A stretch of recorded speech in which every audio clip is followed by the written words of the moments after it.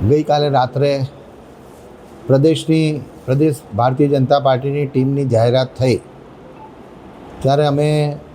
પાવાગઢ પંચમહોત્સવનો કાર્યક્રમ ચાલે છે ત્યાં હતા અને ત્યારે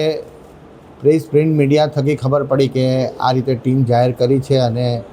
એમાં ઉપપ્રમુખ તરીકે મારો પણ સમાવેશ કરવામાં આવ્યો છે. મને ઉપપ્રમુખ તરીકેનો જે જવાબદારી પાર્ટીએ સોંપી એના માટે હું આદરણીય નરેન્દ્રભાઈ મોદી સાહેબ,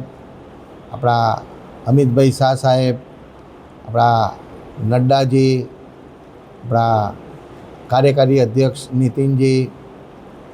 આપણા મુખ્યમંત્રી ભૂપેન્દ્રભાઈ પટેલ સાહેબ,